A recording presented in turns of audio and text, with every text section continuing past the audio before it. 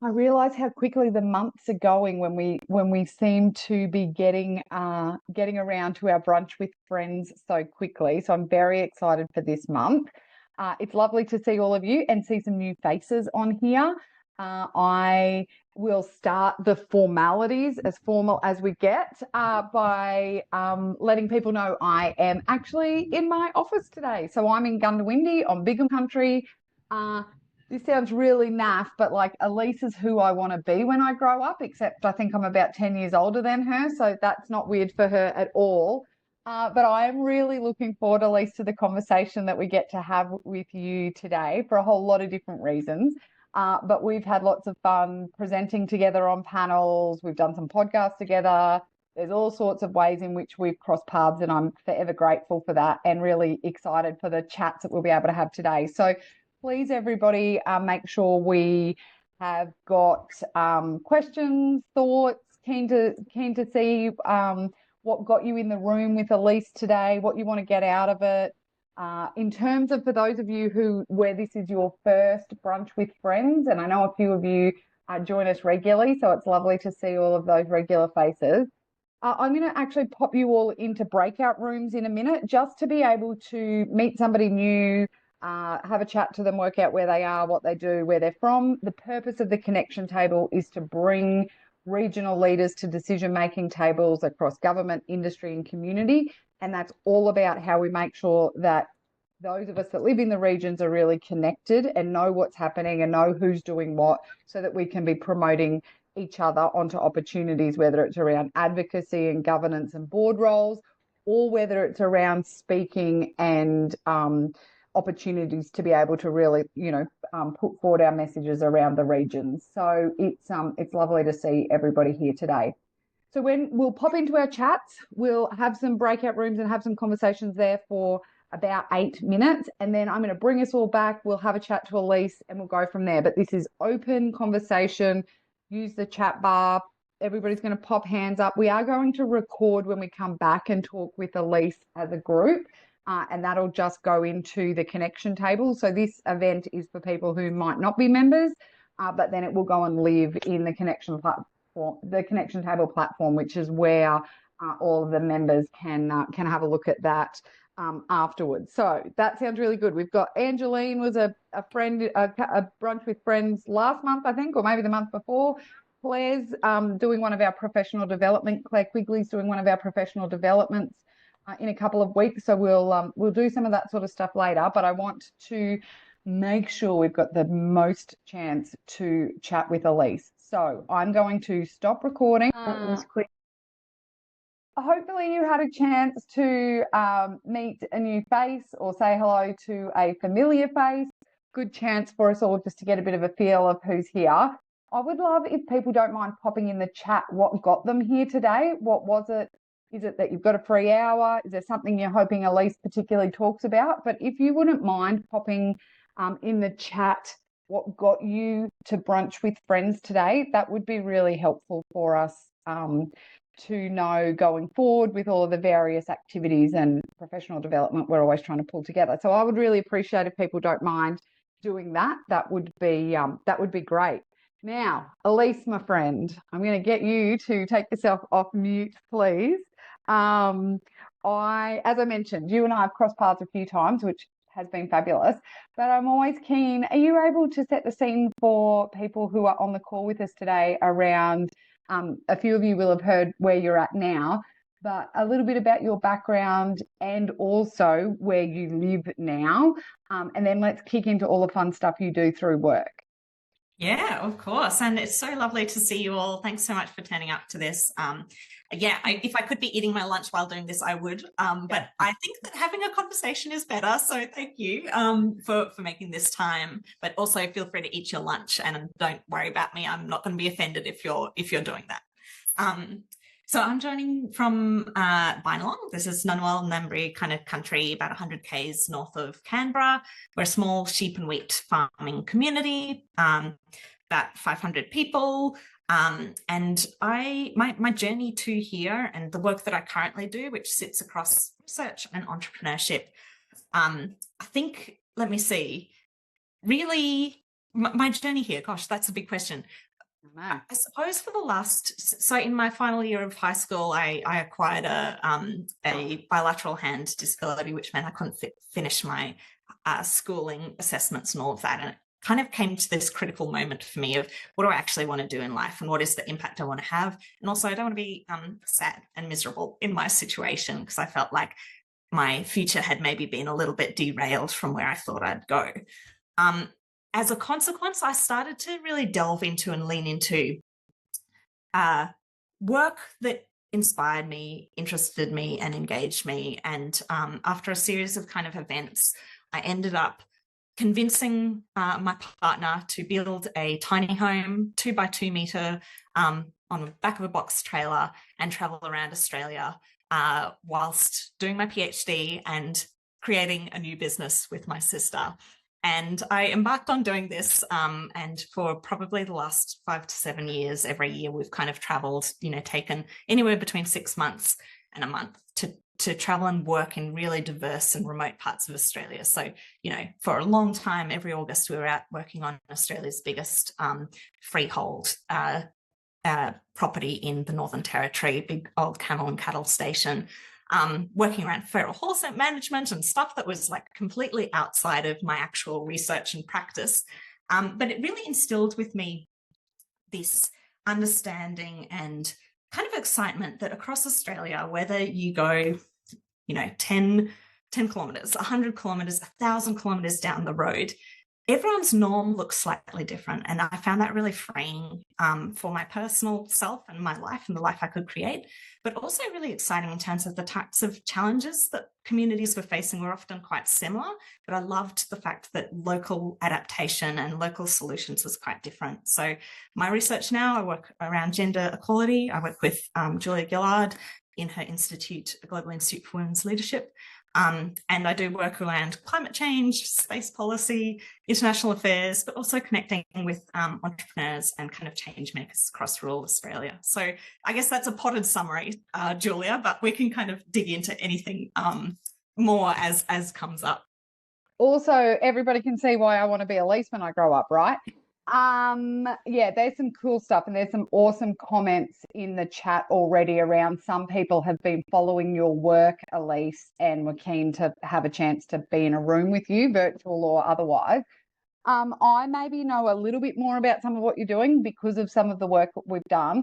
But let's start with Julia Gillard. Like, how did you end up being able to work with one of our past prime ministers? How does that happen? Does she just ring you up? Yeah. Was it she was walking past the uni one day? How does that happen? Look, it's a pinch me moment. I think that for me, when I started my PhD, I was doing research on women's leadership in international affairs. And at that point in time, I kind of looked around the globe, and this is about a decade ago, and I could see Hillary Clinton vying for power in the US.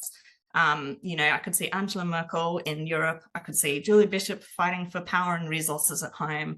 And I was struck by the fact that I could, kind of call out individual women, but there wasn't necessarily this substantive body that made women in international affairs unremarkable and the norm, as opposed to remarkable and something really kind of, out of this world.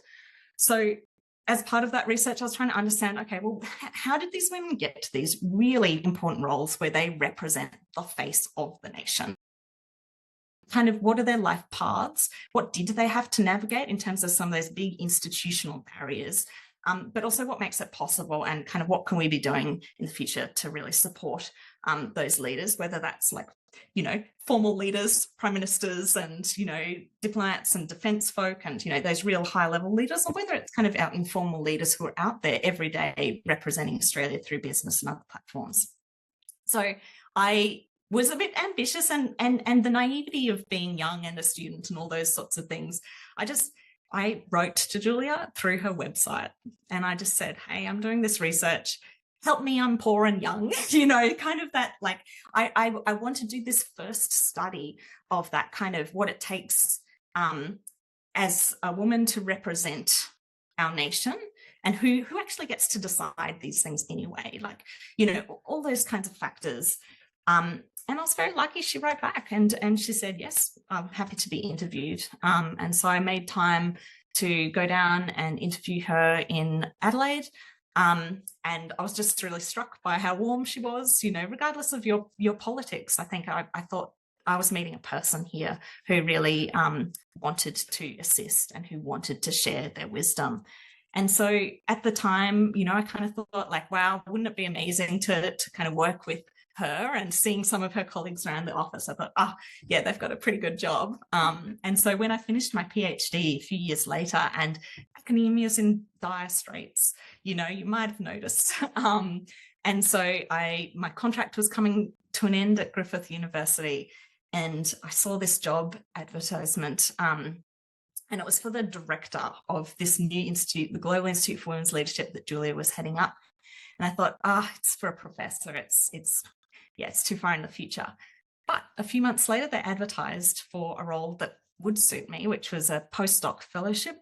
And I applied and I got it. And pretty soon, I think within 3 months, I was now the deputy director. And I get to work with Julia on all different kinds of strategic research initiatives and the rest. But it was really a pinch me moment of, from where to where, from doing that research to start with to now kind of coming full circle and being able to, work across. I think we've got Hillary Clinton visiting next month, lots of different world leaders. So I definitely feel all the time that I'm getting to meet and work with some pretty interesting people. I bloody love it, mate. Well done. You do such a good job. If people have got questions for Elise, if you've got specific questions, if there's a rabbit hole you wanted to go down, she's already mentioned lots of the space that she's doing work. Let me kick off. Elise, you've got people on this call who are in politics, who sit on boards, who are sort of middle management. They've got to manage up and down, lots of community involvement. Can you talk to some of what you've seen through your research? What some of the ways in which we all could be kind of thinking about our role, that piece around the face, what are we doing? Have you got something you can chat to us about that? Because that might be a fairly common theme for a few of us on this call. Yeah, I think that we're in a pretty difficult era when it comes to things like gender, and, if you come from any sort of background that may be marginalized or traditionally underrepresented, and you're thinking about decision making and leadership or that kind of impact in wider society and community, it's a pretty anxious environment. So I think that a lot of the research we've been doing, there is a wellspring of backlash occurring across the world now, predominantly led out of the US, but we are seeing it flow through to Australia. We have kind of changes in online safety. I think that Twitter, LinkedIn even, some of those spaces can be really dangerous now. And particularly if you are someone who has something to say and perhaps it doesn't go along with what the mainstream think, perhaps, or you're just advocating for your interests or your community's interests. So we've got all these kind of challenges, and then you've got long-standing challenges. I think, in terms of a lot of my work, there are recognized gender inequalities and racial inequalities and all of these kinds of things. Living in rural areas, right? It can sometimes just add a complicating factor. It can sometimes add some really big benefits though too.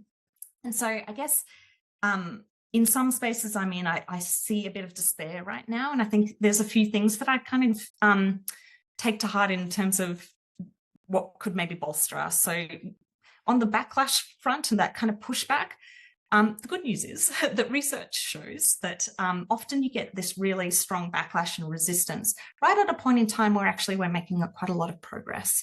And so sometimes it can be an indicator that actually we are making the right types of progress. Some other kind of interesting facts is that although resistance to like diversity, equity and inclusion type stuff in Australia is increasing, it's still really low. So Diversity Council Australia, for instance, did big studies across the workforce in Australia and found that although that resistance had doubled, it had doubled from 3% to about 6-7%. So we're still talking about really small proportions of Australia that kind of have those sorts of views. And when you actually look at the reverse, so who supports greater gender diversity in leadership and all these other sorts of things, it was up closer to 90% of workers who supported that still. So, I guess just to say, it's not all bad. And there's a lot that we can draw on. And I think, you know, in terms of other things that we can do, I think a lot of my research goes to, there's some really important things that as an individual we have control over, right? You know, kind of some of those foundational decisions about what we do in our life that can benefit us, you know, the skills that we can develop, you know, how we can kind of present, all those sorts of things. But my research always says, like, we need to move away from these kind of fix individuals or fix women type solutions. So, you know, in a lot of the work I do, I'm really looking at institutions and organizations. And, you know, for instance, if in your work you feel imposter syndrome, or you feel like you're not getting cut through, rather than giving you confidence and, you know, helping you stand up and speak up, I'd be more flipping that narrative and looking at, well, what is it in your organization that's making you feel like you're an imposter? Or what is it in the systems around you that maybe aren't enabling you to, I don't know, to lead or make those decisions or whatever it is? So I guess those are kind of some of the things that I'm seeing, some of the trends and some of the kind of areas that my research is trying to push us in. I love it. I'm going to get Angeline. Can you unmute yourself and just ask your question? And then Amanda, I'll get you to do the same, just because they're great questions and you don't need to hear my voice. Oh, excellent. Thanks, Jules. Hey, Elise, thank you. I think you've kind of touched a little bit on this, and I really love to just put a comment in that thing about you don't need to fix women necessarily, or we don't need to always fix ourselves. But, you know, I'm curious, and I do a bit in the sort of the diversity and the STEM space as well. What do you think we need to do to really move the dial? You know, year on year, we celebrate International Women's Day, we jump on that bandwagon, we do this, and I feel like we're having many similar conversations. We're inching forward, but we're not really moving and cranking that dial. Yeah, I mean, there's so many things, right? So I think the big thing is if there was a silver bullet solution, we would have already achieved there ain't one, yeah. And, you know, I write a lot about kind of how good policy alone isn't enough to do this, because if it required policy alone, we also would have achieved it. Like Australia does have leading kind of frameworks legislatively and kind of at a policy level that, you know, we don't see in lots of countries, certainly, but is still really, you know, there's improvements that can always be made. But even so, a lot of kind of around gender or around other aspects of diversity and inclusion, I mean, they're social based, right? And it's really, although it's hard to legislate and make policies, it's easier than changing social norms and kind of our cultures and behaviors and expectations. And these are things that we often grow up with. And so we don't always actively question. So what can we do? I mean, the research is really mixed. So we're failing to evaluate what actually works in many cases. So we do lack some of that data. But at a broader level, you know, we're talking about systems, really big systems of power that do need to shift. And I think, you know, one example, I guess that I focus a lot on and that Jared on the call, you know, is very familiar with is, you know, we are adapting and navigating some really difficult issues around climate change right now, for instance. And there's been big amounts of focus on net zero transition and kind of what does a climate just transition looks like that brings together or brings forwards communities that might be reliant on fossil fuel energy for jobs and all of the rest now to how do we support them in renewable energy and other job pathways so that communities don't get left behind, right? This is a really important topic particularly for regional Australia. But in that gap, it's been really interesting because a lot of the initiatives so far globally that we're seeing to orientate us towards kind of a more climate responsive economy, they tend to still fund male-dominated industries and to be supporting men as entrepreneurs and business leaders to transition.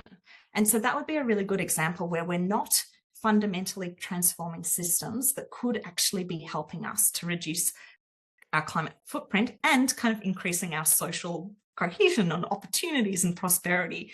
So I think that's just to say there's so many different ways you can tackle this. But I guess I'm looking for like, what are some of those areas that we can make a really big difference in where we don't have big entrenched ways of doing things yet, because climate transition is still pretty new for most of us. So I think that's where I'm kind of going. And if you want more tangible examples, I can share with you a bunch of links to research that we've done on that topic too. No, that's a great example. Thank you. I do some work in that, so that's a really great insight that I'm going to take away. Thank you. Awesome. I reckon we'll happily take any leads, Elise, and links and stuff that you've got, and I can circulate that out later. Amanda, do you want to ask your question? Then I'm going to go to Janet. But team, as you can see, we can riff all day on this. So Amanda, can I go to you? Yeah, sure. Hi, Elise. Thank you for this chat. It's really interesting. I'm wondering, in terms of the research you did with the women that you followed, were there any commonalities in the paths, in their leadership paths, and what were they? Yeah, absolutely. I think on the one hand, in terms of kind of mapping those paths to influence and leadership, for a cohort of those women I worked with, they didn't plan it. And they were very opportunistic, and they really reinforced how that opportunism was quite important. But for another cohort, they really advocated for kind of paddle your own canoe. So being really strategic and kind of being spending a lot of time in that strategizing about what does this one next move mean for my overarching career trajectory or path. So I guess that's just to say there was a bit of diversity in their paths. But in terms of the supports, what I found was really interesting is that even though, I studied government agencies, right? They were representing the face of Australia, so they were representing government in many cases. And in some cases, Australian government has kind of gold standard when it comes to policies that should support women and their careers and their leadership. So that's great. However, what I found was that even though government policies can be really, really good, women have to return home to their communities, their individual home circumstances, their kind of support networks. And actually, what was a more determining factor as to whether they could thrive in those kind of public leadership spaces was often what was happening at that really interpersonal kind of community level and in the home. So, for instance, I kind of studied a lot of women who posted overseas as ambassadors and diplomats and kind of, defense commanders and, those folk who need to go over and do all those really strategic meetings. And for the most part, that was only possible if the family provided support in some way. So there was kind of this traditional model in diplomacy where there was a man who would be paid to represent Australia, and he would bring along his unpaid wife, generally speaking, very heteronormative, and they'd actually call her the trailing spouse. In fact, they've got some really interesting documents where they show wife and baggage to follow, so there's a lot of kind of a bit of derogation of that kind of role. But still, that unpaid spouse, the wife, historically, did so much important work of actually kind of hosting people, helping to negotiate, to understand kind of background and insider knowledge and all those kinds of things that was really important to our international representation. And so it's been really interesting to now we have kind of a majority of women in federal government, actually. And we're not seeing that same pattern, though. So women might be going over as the chief ambassador or the leader to go internationally and represent the country. However, my research showed that men as partners were much less likely to follow them. They were much less likely to take that unpaid role. Fair enough. Women shouldn't have been taking it anyway.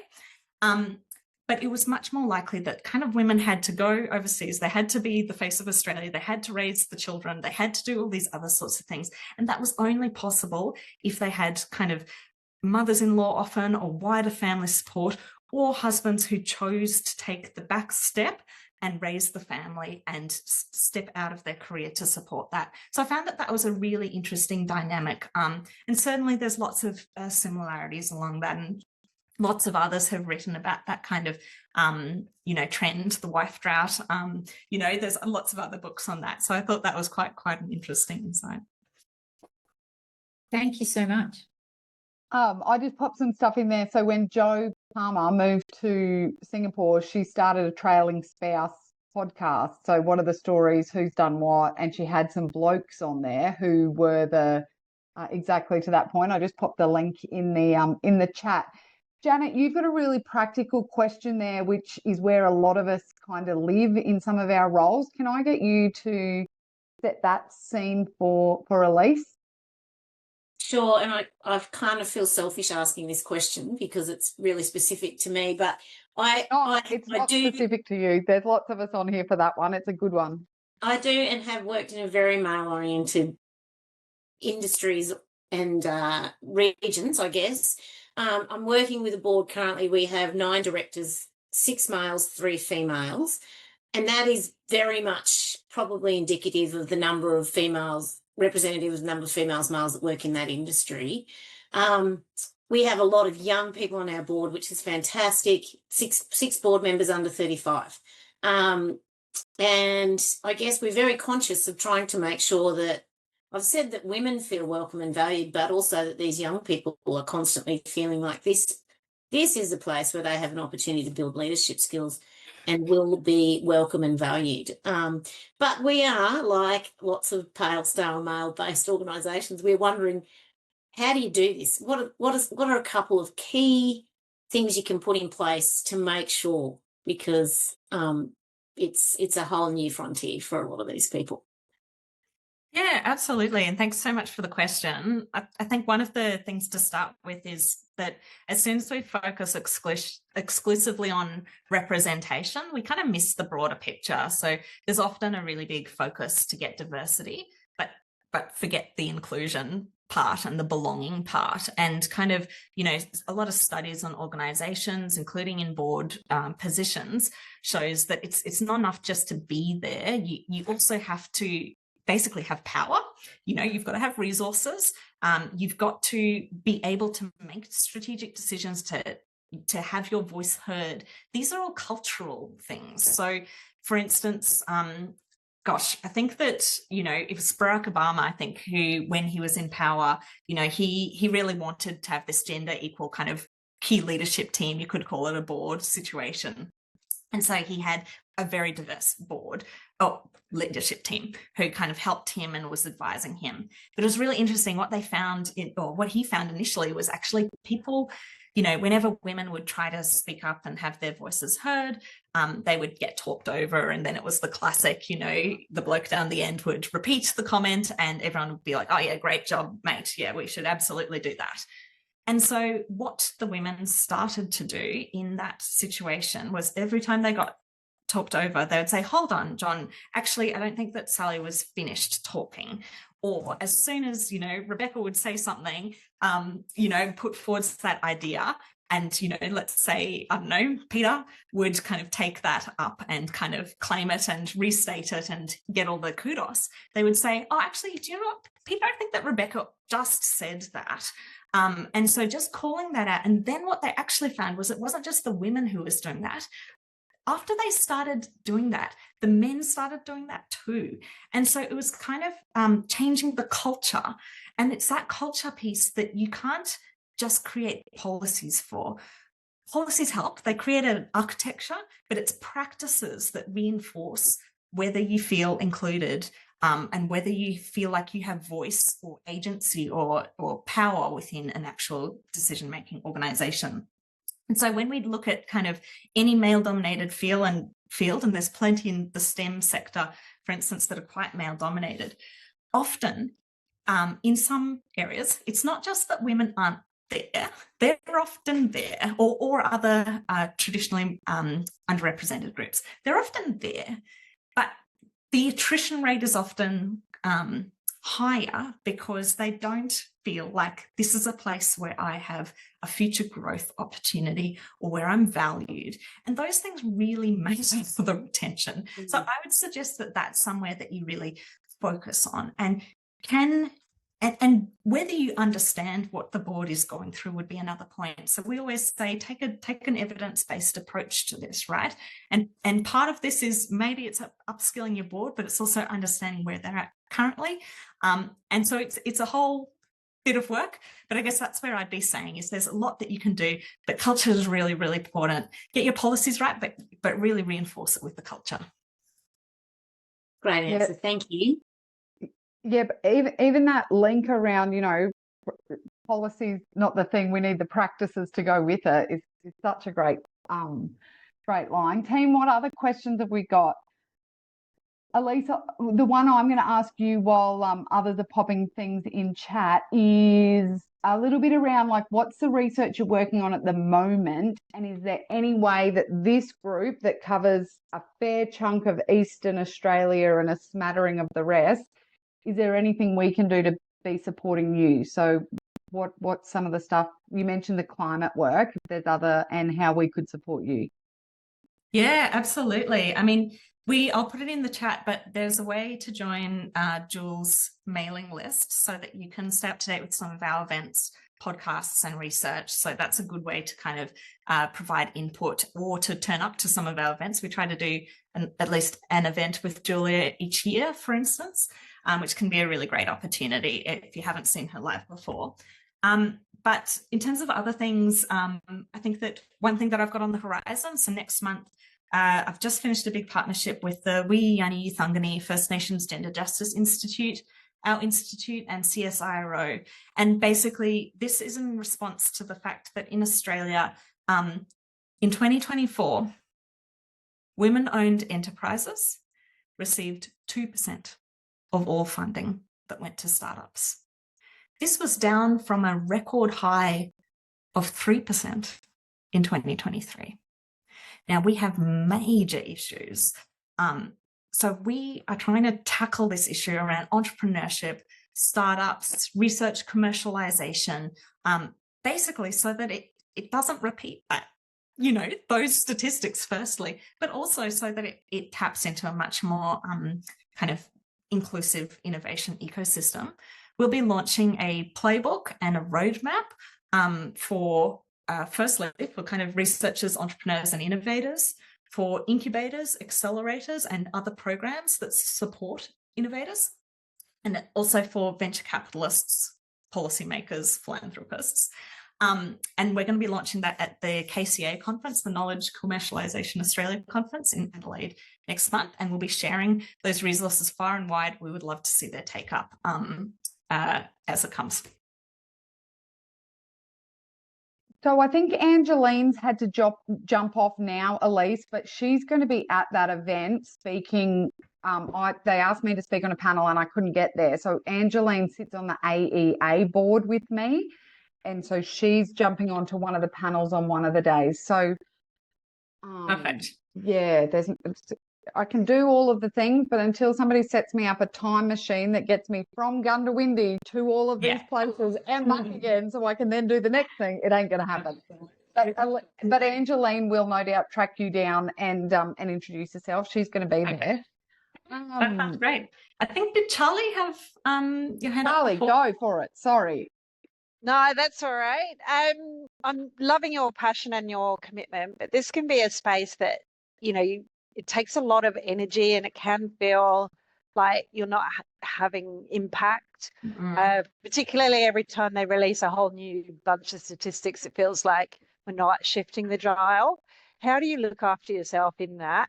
And how do you maintain that passion and enthusiasm without becoming a bitter perimenopausal woman like me? What a great question. It is hard, isn't it? I think that, I think that this is a question that I do get a lot, right? Because I'm at the forefront of the data all the time, and the data and the stats are pretty bad for the most part. And there are some times that we make progress. Often it's very small, and sometimes it's, with a little bit of regression and backlash at the same time. So I think my personal experience and circumstances have supported me to, I guess, keep at it, even despite that.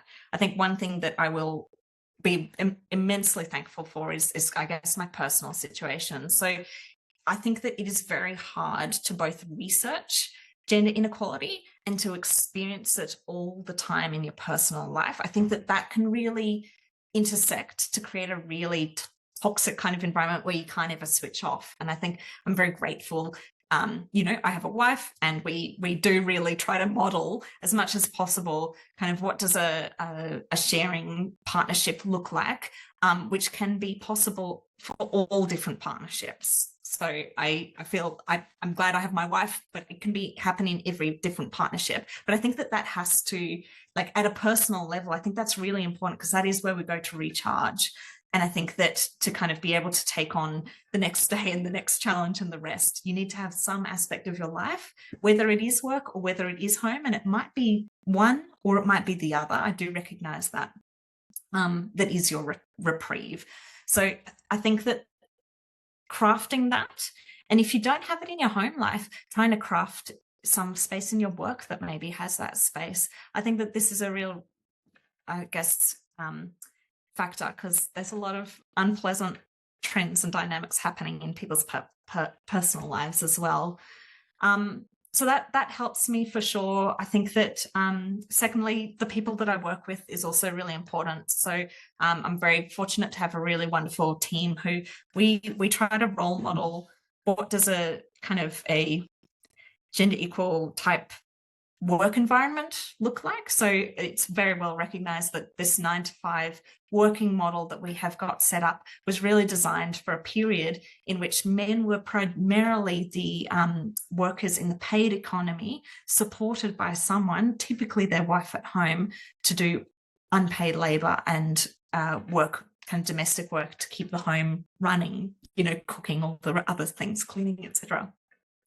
Now, it's really hard in a world where, you know, kind of everyone needs to work. We've got cost of living pressures and all these other sorts of things. That model doesn't always translate to, I guess, everything else we've got going on. So in our work, we try to model things like, yeah, you know, working when you start work and when you finish work, that can be totally flexible as per your needs.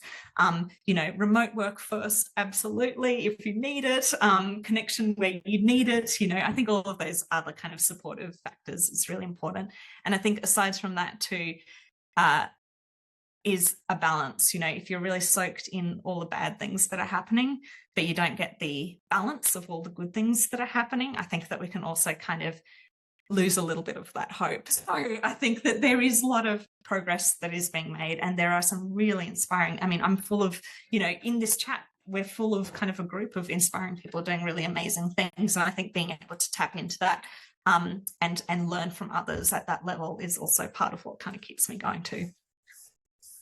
Elise, beautiful. Thank you for that. And Charlie, such a good question. I was thinking, even at the end of this, I feel like I need to go for a walk around the block just to kind of make sure I take the goodness and don't hold on to the rage too long that I feel on a daily basis towards the patriarchy. But anyway, that they're also fabulous as well. Francis has got a question in the chat, and then Claire, you've got a cracker, and it'd be good to make sure that Elise knows some of the networks that are on here as well for her work.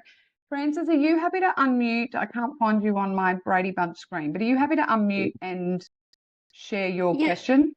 Okay, my question's just about the anthropological, can't even pronounce that properly, impact, you know, females in a group of, like if they're decision-making males, they're obviously dominant males. So when in history have women or people deemed as an other been safe in a group of males?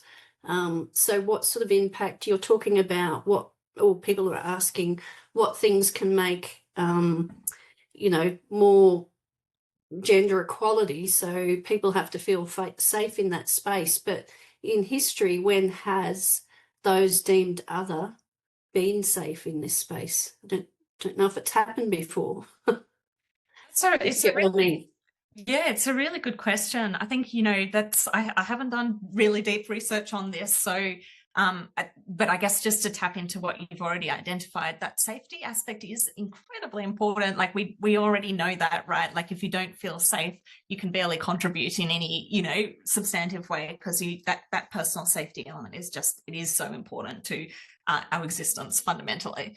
But I think that, you know, I think that there's a lot of ways that we see leaders do power sharing, for instance. And part of that is, I guess, acknowledging who you are to others in a group. And there's some really great graphics that I often use when I'm doing workshops, which are like, I don't know if you're familiar with the term intersectionality, but there's like I'm actually going to see if I can get it up, or maybe Julia can get it up, but you know, there's great graphics that are like the wheel of power and privilege, or intersectionality, or marginalization. I'll let Julia find that, but yep, leave it with me.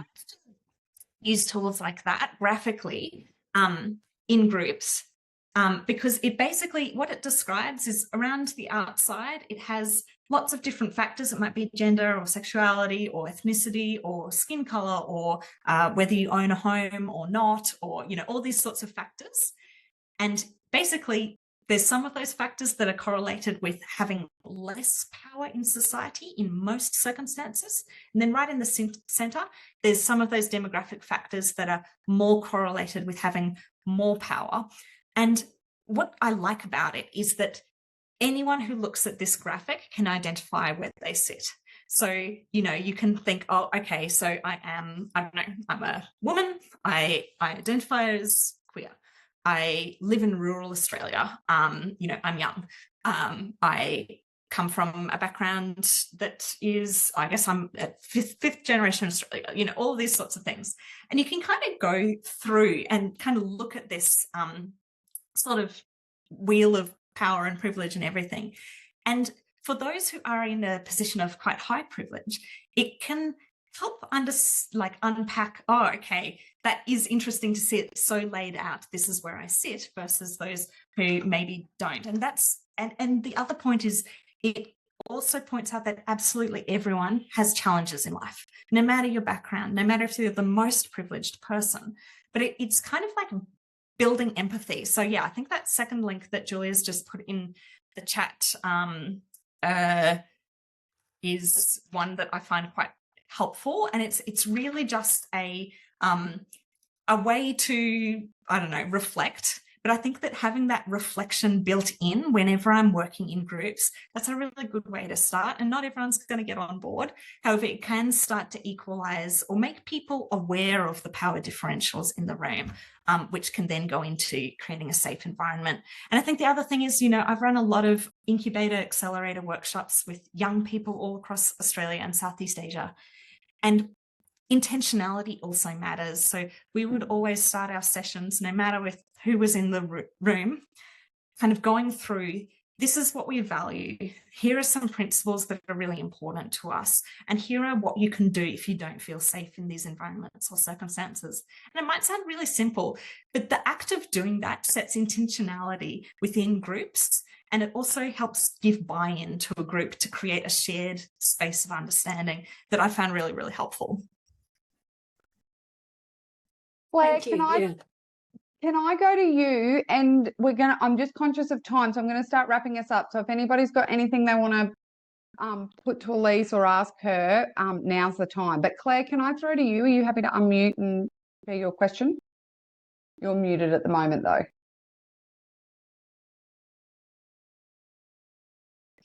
It's my headphones. Sorry.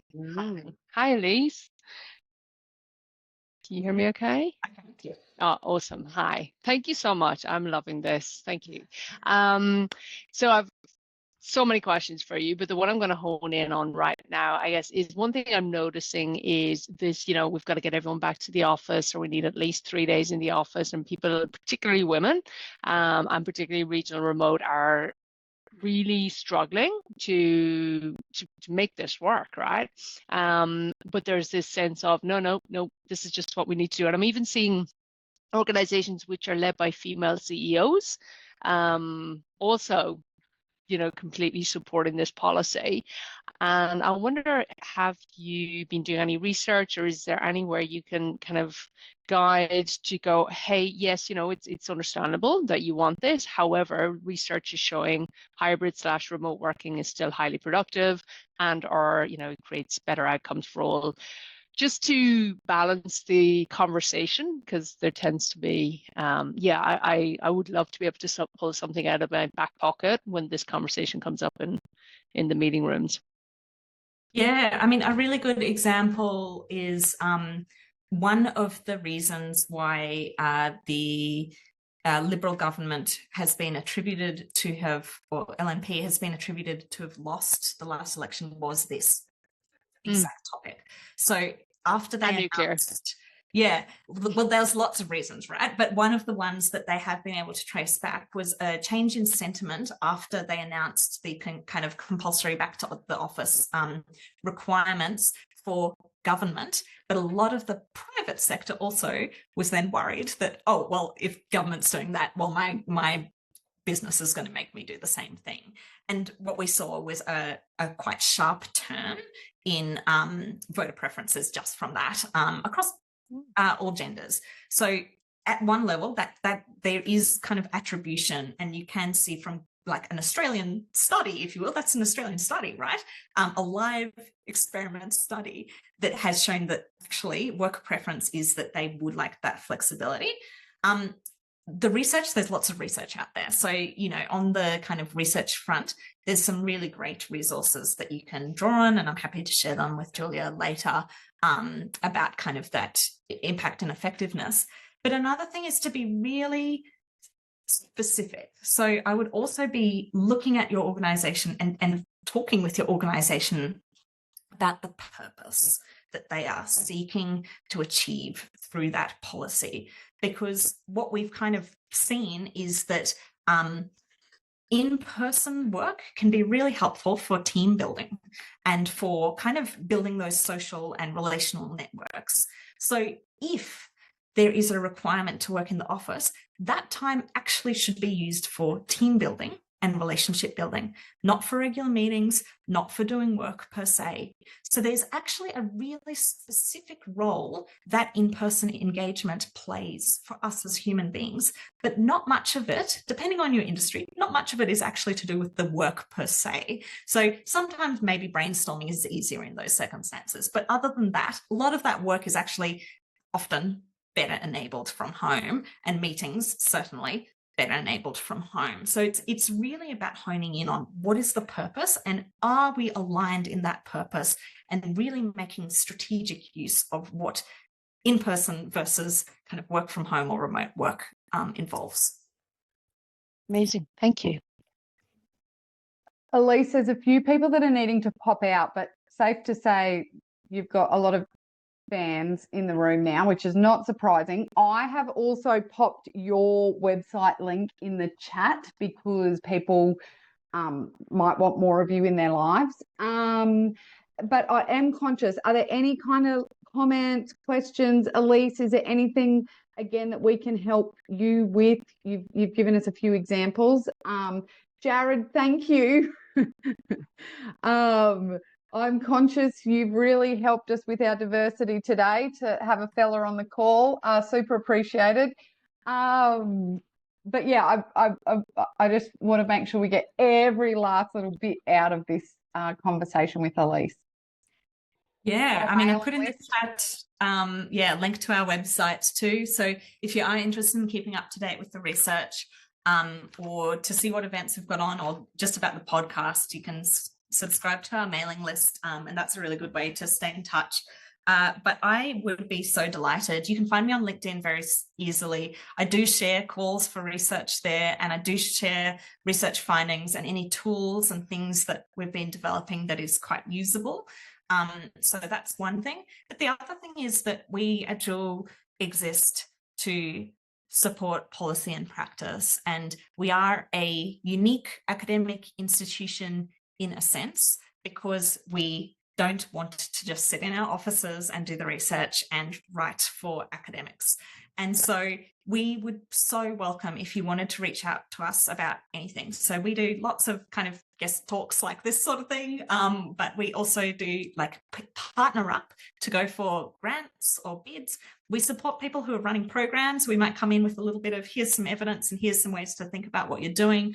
Or we might go and actually there's something happening in your industry that you really want answers to. So we can partner on research projects and that kind of thing, or events. And so this is another topic. So sometimes it can help to have a strategic big name in the room who kind of moves a topic forwards. that's also something that we can support with. So I'd absolutely love it if you stay in touch, and I'd be really, enjoy connecting with this community and also learning from your expertise too. Pack your bags, Elise. There's a lot of chat going on outside of this chat that's like, how do we get her in our neck of the woods? So that will be very well received by people. Team, we had some really specific conversations today. Charlie, to your point, if anybody just needs a minute before you go to your next meeting, have a cup of tea, go for a walk, it is big work that Elise is doing for all of us, and a lot of us have the lived experience that she is researching, right? So I'm really conscious of that, and don't say farewell as a result of that. Charlie? Can I ask a really quick happy question? Yeah. What is your next tiny house outing going to be? Have you got one planned? I do. Next weekend, I'm going to Lightning Ridge. So, yeah. There you go. Yeah, I can't wait. Elise, thank you so much. I really appreciate you jumping on and sharing your time with us, and also your thoughts, the work that you're doing, and all the rest of it. We all benefit as a result of the work that you're doing, not just us women, but everybody, and particularly the regions. And your soul is awesome for the work that you do, but you actually really get us in the regions as well. And I think that is a really important piece that we appreciate. So thank you for being part of this. Awesome. Thanks so much, everybody, for showing up.